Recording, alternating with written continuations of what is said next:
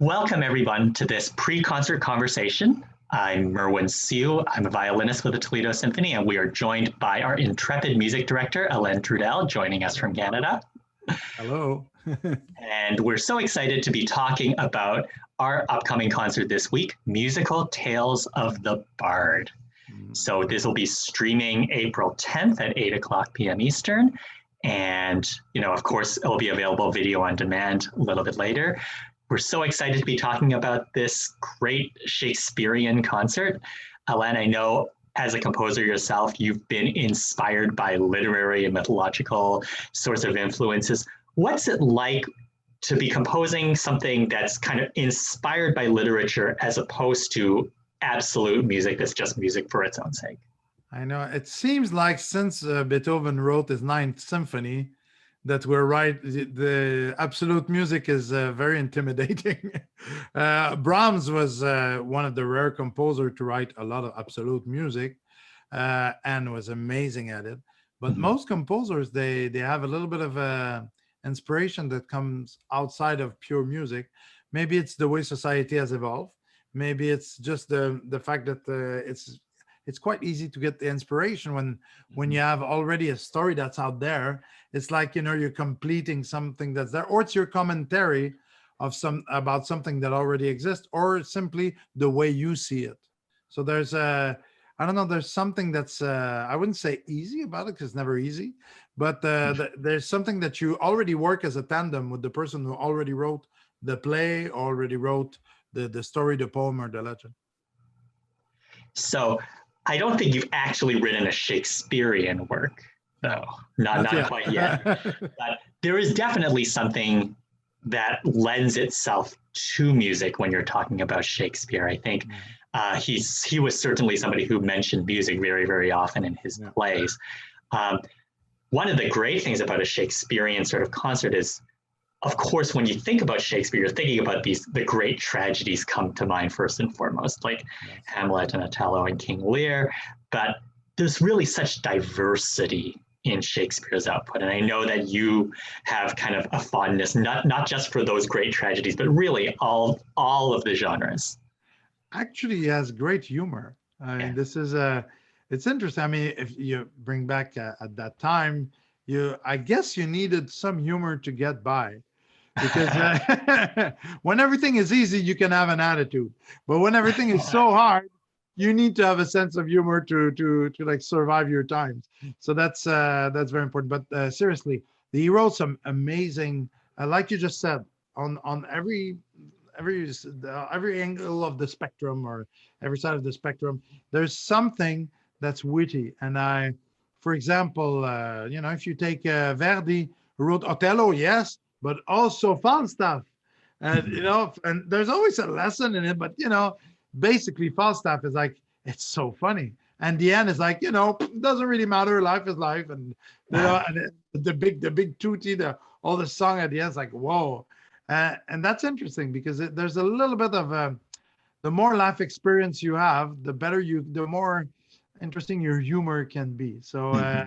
And you saw in his plays as we go, and like composers like Verdi, the later you get in your career, the more you're I don't know if it's something that you're drawn to, or it's just that you feel more comfortable with things that are more they're not lighter. There's humor, there's sarcasm in humor, but there's a big spectrum in humor of many things we can do that when we're younger we don't really, it's all about drama, it's all about intensity, but there's great intensity in something that's very humorous also. So I know that when we were kind of talking about this concert and Shakespeare, April has always been a little bit of a Shakespearean month. It's kind of a sense of, we believe that's when he was born, we believe that's when he died. So people often tend to gravitate towards doing Shakespearean productions in April.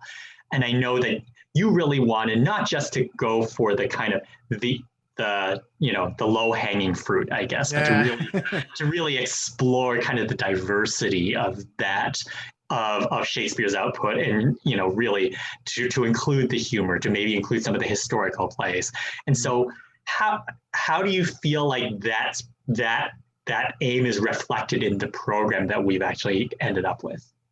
Well, with the symphony, with the Toledo Symphony, we always try to to have a few things that people know, and things that we discover, and things that are not new at all, but we don't know. And it goes the same for us as players sometimes. So I can't believe I've never played this. Can't believe this is fantastic music. Like the diamond, we'll talk about it a little bit later, but that's the diamond almost in the rough that we found there. But It does sound like an expression that Shakespeare coined, right? So I'm oh yes, of course, yeah. Well, those are surprising. I don't want to do it like and see where diamond in the rough came from.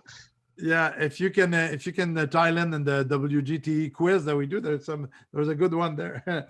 So for me, what was important is to, as you said, try not to have the most evident one, like, Romeo and Juliet, Tchaikovsky, or West Side Story, or having like the very Prokofiev, also Romeo and Juliet, that kind of, the ones that we know, that we've played a lot. Want to have something a little bit different. And since it's a Shakespearean theme, we all know more or less, sometimes more, sometimes the plays that we're talking about. Merwin of Windsor, some people might know more. Coriolanus, maybe a bit more, maybe less, but they will know Midsummer Night's Dream. So I put a little bit of, like we have some Beethoven and some Mendelssohn, but I really wanted us to explore two things: different pieces than what we usually do, and also a bit of a vision of the music that would have been written in his time. And that's interesting, because Shakespeare was not, he loved music, of course, but was not in love with all the composers of his time. And I tried to create a dichotomy a little bit in one of the pieces. We can talk about it sure. as we go along. Well, we talk about discoveries and that kind of exciting moment when you're finding a diamond in the rough or that kind of thing. And for me, kind of as a violinist, that piece is actually the first piece in the program. I'm working the Kurt Atterberg Suite Number 7, which was drawn from incidental music for Antony and Cleopatra. And that piece, to me, just such a really exciting, bracing take, really, on the string orchestra tradition, but also this, the Shakespearean inspiration. So what did you, when you were kind of listening to the Atterberg for the first time, what was your takeaway? Well, to open the concert, I wanted to have two contrasting pieces. One that was really a take on music from that time, and another one, both of them for strings. I wanted us to compare different styles of the string playing and what we will do there. But I wanted one that's kind of I wouldn't call it a standard string orchestra piece, but in the style of some of those standard string piece that we program. Sometimes it could be Grieg, and there's many of them. But this composer, it's not easy at all for the players. But it sounds like really one of those string pieces that should be more often on the repertoire list and more often on the concert stage. And maybe because it's the fact that it comes from originally incidental music that he put together, but he did it so well that it doesn't sound like a ragu of something. It's really a piece that he put together. And that suite is actually very exciting. And I wanted something that had a little bit of oomph to start with the string. And there's definitely oomph in that piece. Yeah, it actually, for those of you who are kind of, what's the language of this piece going to sound like? What does it feel like? If you happen to be familiar with the string orchestra repertoire, it kind of has an element of the Grieg Holberg suite a little bit. It also has, it reminds me a lot of some of the Holst string orchestra pieces as well. So it's like this sort of Scandinavian take on a British string orchestra tradition, which is of course very appropriate for kind of something that's inspired by Shakespeare. There doesn't really seem to be, in my opinion at least, there's not a lot of exoticism of like you would expect this to sound Egyptian in any way. There isn't anything like that. But I think if you're kind of thinking, oh, this might sound like a Scandinavian British hybrid, I think you would get a really good sense of what you'd be expecting. Well, it's there was a big fashion about having the operas sang in the language of the country they're in, incidental music that reflected more the country it's played in than the country that it's about. So him being a Swedish composer, then you have a little bit more of that color in it, as you said, even though we're talking about Antony and Cleopatra. Absolutely. Now, I know that for you, this Peter Warlock piece that comes Yeah. second on the program, it plays a huge number of different roles in this particular Yeah. concert. For those of you who just want to dive down an internet rabbit hole, Google Peter Warlock. Yeah. I mean, this guy has stories after stories after stories. Yeah. Somehow was kind of 6 degrees of separation connected with so many different figures of his time. But we're just going to concentrate a little bit on the music itself. These almost a dance suite drawn from music of John Dolan. So, Alain, why don't you kind of talk about the many roles this particular piece plays in this concert? What an interesting time to live in, huh? Yeah. Like he would have been 10 years old in 1904, so 20 years old in the First World War. Yeah. And then he lived until it was 30. So it's not a huge life. It's 36 years old, but my God, I really, we never suggest about going in the internet how do you say, rabbit hole. Yeah. But for Philip Arnold Esselstyn, it's it's interesting because that's his real name, right? Peter Warlock. Yeah. It's really interesting guy, weird person, but really good craftsman of English string playing. Now, what's really interesting for me in this one, that's the piece where I want to have music of the time of Shakespeare. So there's music about from John Dolan or Dolan, like Dolan says. So and it's always music that's very sad. A lot of arias, of course, a lot of songs, not arias, a lot of songs. So in this piece, it's a suite of different dances and songs, and I think it was important for me to have two sides of what happened during the time of Shakespeare. Shakespeare was more, I wouldn't say just in his head, but he was not organized, but he was somebody who was writing definite plays about mixing politics, mixing a little bit of sarcasm. And Dolan was kind of this wearing his heart on his sleeves and just saying, "Oh, this hurts," and just picturing of that. And I have to say, Shakespeare, it sounds like he didn't appreciate Dolan all that much. Dolan, sorry, he didn't appreciate him all that much because of that fact. But it's interesting that sometimes when we say we don't appreciate somebody for a special thing, like for example, by being too expressive, sometimes there's a bit of projection of maybe we'd like to be more expressive. So I think just having his music from the time of Shakespeare, seen by the eyes of somebody beginning of the 20th century, because it's not going to be played in the style of.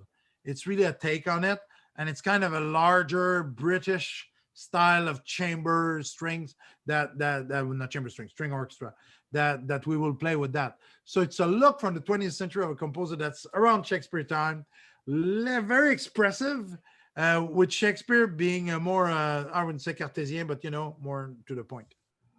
And I think you've captured one of the real difficulties as an interpreter with this. So when you're preparing this as a string player, I think part of you, it's in a weird way, it's kind of like if you think about the show Bridgerton right now, you've got this kind of, how do you, like, how modern is this supposed to feel? Like how many different styles are you supposed to bring into play with this? And in a way, we're kind of, as violinists, needing to make really interesting decisions about, do we bow this in a 20th century style? Do we bow this in a 16th century style?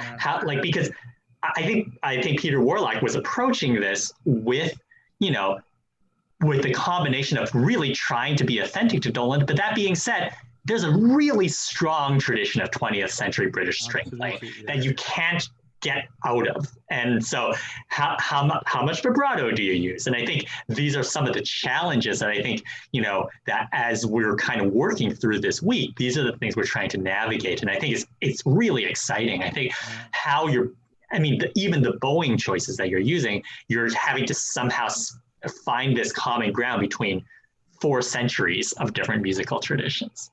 Well, yeah, it's interesting because, he developed a real passion for Dolan. Mm-hmm. We said, the end of his life in his 30s, but nobody arranged for so much, so many different instrumentations. I think part of it was to make the music more well known, because usually you would play for the lute and a song, and sometimes with maybe a string instrument, and that would be it.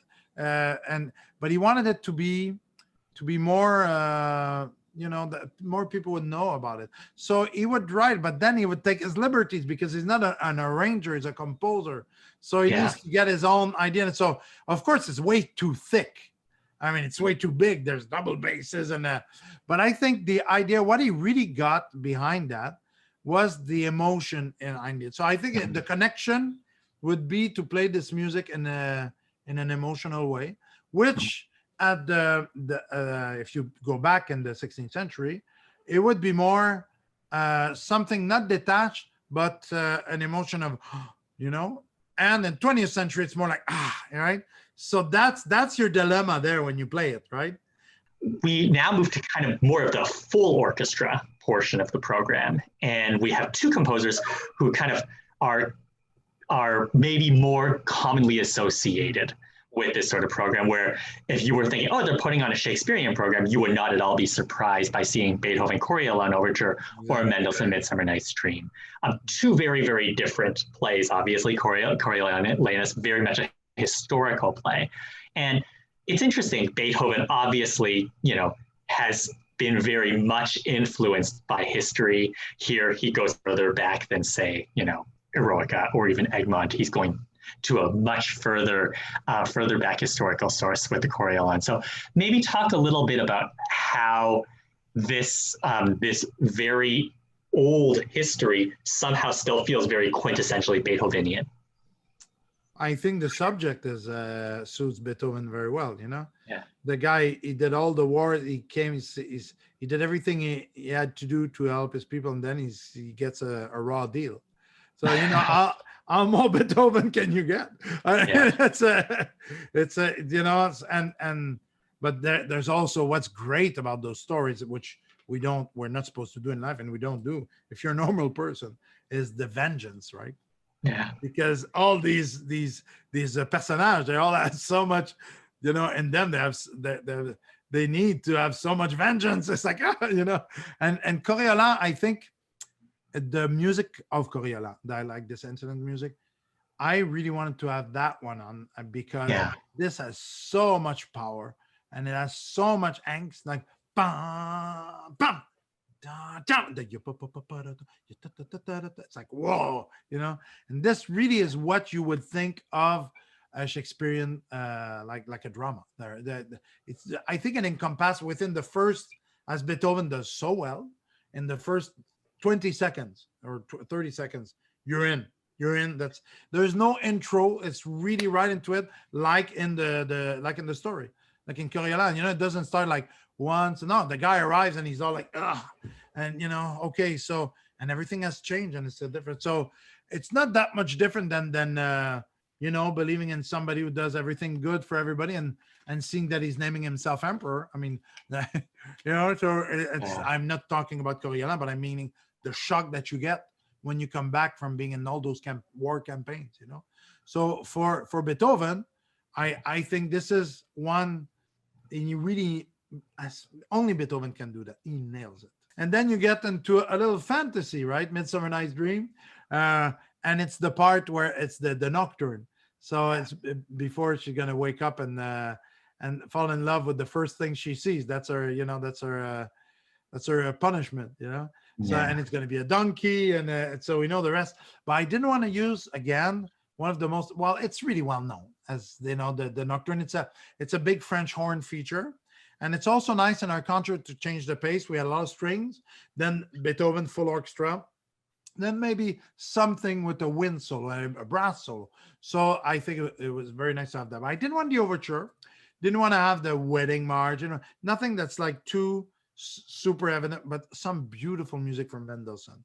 And this is a moment of repose as well, because now we've gone like this. We've gone like this in the program. We start like this. We go back into the Warlock, Alain. Then we have Beethoven. And then, like you said, the other side of the spectrum. So drama and comedy. But it's like really relaxing music, not for the horn player, because it's very, very long solo. And it's quite difficult just to keep the pacing, to pace your solo like that. But I mean, Megan is an amazing player, so a great concert. But this is something I really wanted to put those two, the dichotomy of those two. I think it's really interesting because when you think of the Nocturne and you take it out of context, it's just so incredibly beautiful. One of the great melodies ever written. And you talked about the fact that this is still part of a comedy. And when it's staged, it's, right in and around an extremely humorous, hilarious moment. And then you talk about the weight of humor. And I think Mendelssohn captures that perfectly. Like there's lightness there, but within humor, you can also find incredible beauty and incredible weight of experience. And it's funny, we think of Mendelssohn and Midsummer Night's Dream, we think of the overture and, somehow this prodigal feat of composition. But this is Mendelssohn, again, towards the end of his life is a little bit of misnomer, but this is a Mendelssohn with a lived experience. Absolutely. It's a Mendelssohn that has nothing to prove. Absolutely. It's not trying to conquer the compositional world. Like the overture it's interesting, right? Because the overture he wrote when he was about 14, 14, 15. And then we get to, as you said, later on, I also died very young, but later on with all the experience and all the many things that he wrote already that he knew that would attain some kind of emotion, it's difficult to do comedy. It's more difficult than to do drama.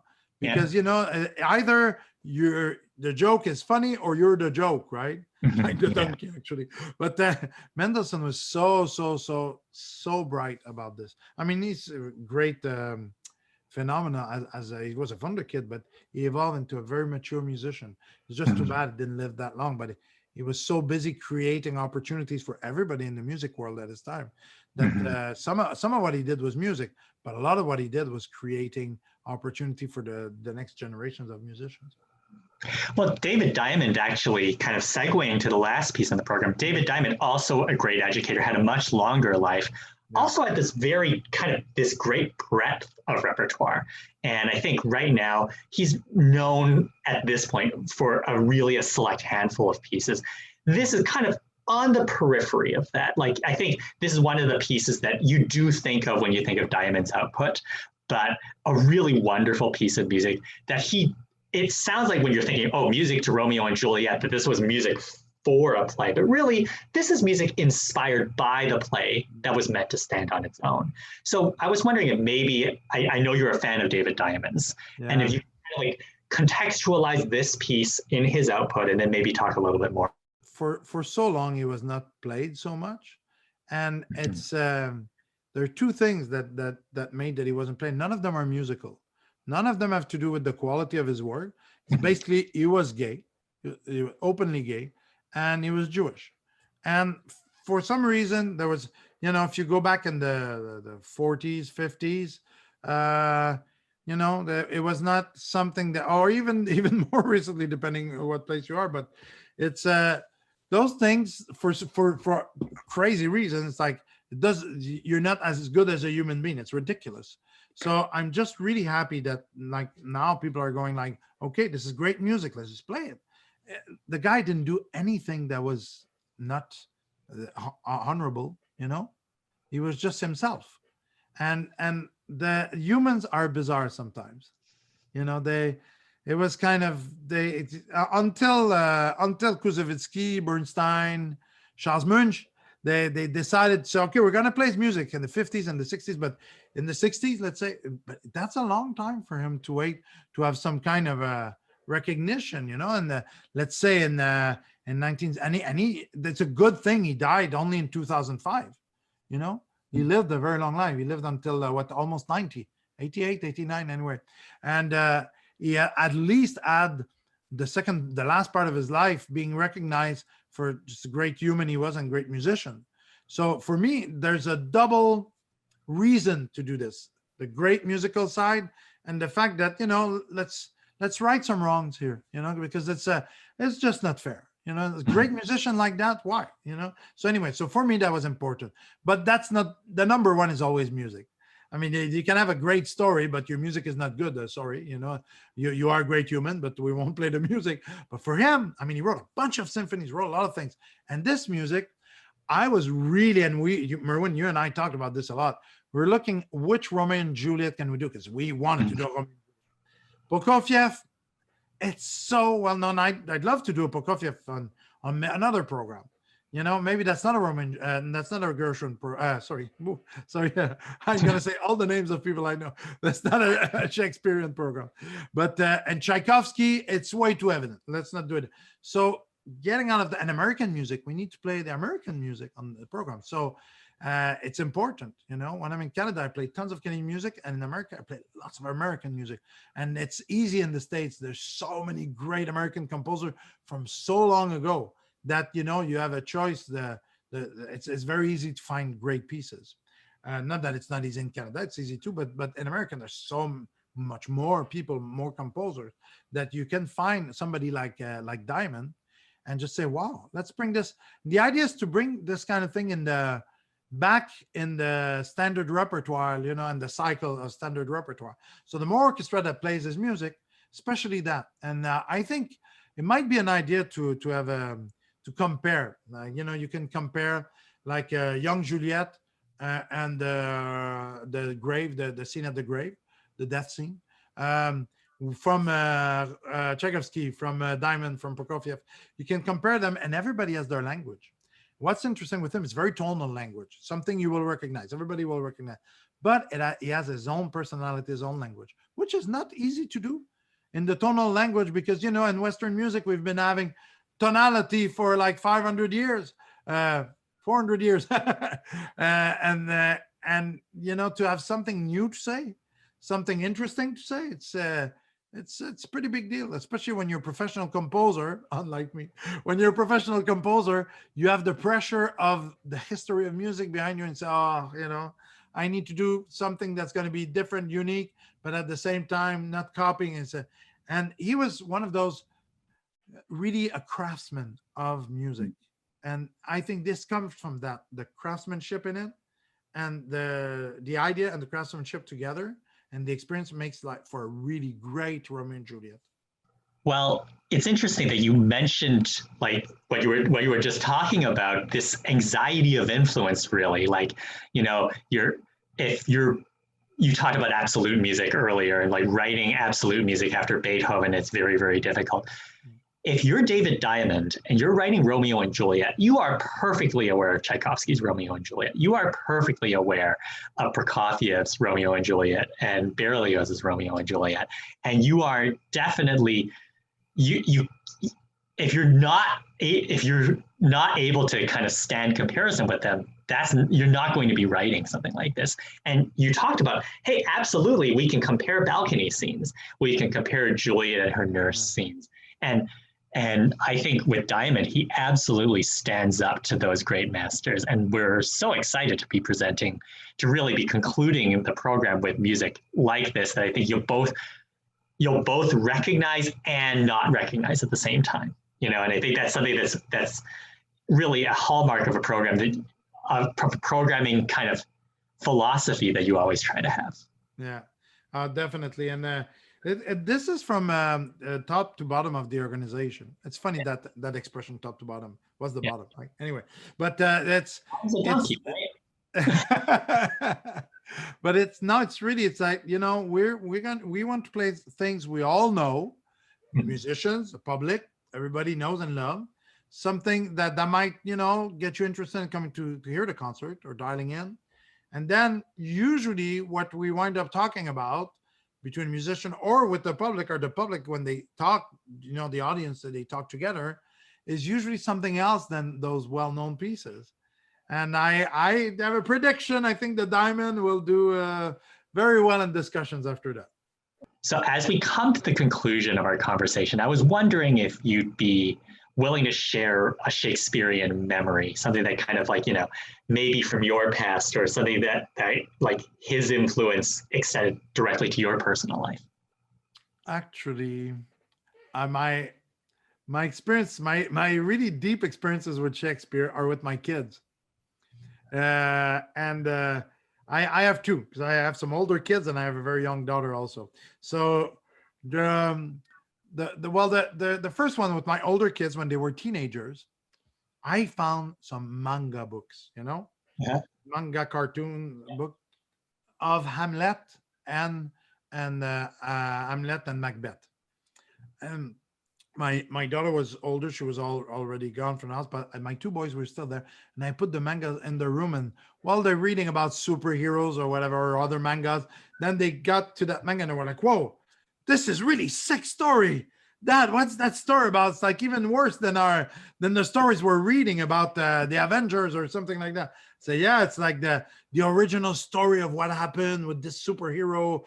And what's the thing with Denmark? And my God, his uncle, his dad, and that was a great way to get an intro for my teenagers to Shakespeare. And now they fell in love totally. Of course, there's each age have their the Shakespeare that you can talk about. Teenagers, Macbeth and Hamlet, of course, so much octane, so much drama, and so much. It's so unfair. It's good for them to get that. My daughter, who's now 4, when she was about 2, she really, really, really loved Midsummer Night's Dream. 'Cause she loves ballet also. So we would watch the ballet scenes, but not just like a little bit of the overture, a little bit of that. It would be more like a full scene. So the scene where she falls asleep and in the forest, and when she's going to wake up, she falls in love with the first thing or person that she sees. But all the music that is with the nocturne during that time. And after that, when they wake up and when the party arrives and they decide to turn a bottom into a donkey. And then after that, when you mean, that's kind of a long scene. I thought for a 2-year-old, so I don't know, maybe 18 minutes of those continuous. There's no text, right? So I was explaining to her. And for me, each scenes we'd watch, it made me rediscover the beauty of A Midsummer Night's Dream again. And to this day, she cannot hear without finishing. That's the other part. Or she sings all the different parts of Midsummer Night's Dream. But it has to do with, the bedtime stories can be like the funny Shakespeare, not the the other one. But we did a lot of that. Yeah. When What about you? when my oldest Kai was just about 6 or 7 months old, I would read him Othello. He just it just the cadence of it was something that he actually would fall asleep to, and happened to be the Shakespearean play that I had never actually thought about coming with a more age appropriate play. But Othello is a bit. I feel like in about 10 years I'll have to worry about what I sowed and what I reaped. But maybe it's gonna make it that when he's older, he's gonna know not to hang out with the Iago types. Maybe he'll have learned. You never know. Yeah. Well, we're just about to the end of the conversation. We so hope that you enjoyed this concert, and if you're enjoying the idea of Shakespeare, music, and the other arts, in just a couple of weeks, Michael Lang and the Toledo Ballet are going to be exploring in their concert of moving soliloquies some amazing choreography and acting inspired by Shakespeare. So keep an eye and an ear open for that as well. So on behalf of Alain Trudel and all of TAPA, thank you for joining us for this conversation and hope you enjoy the concert. Bye.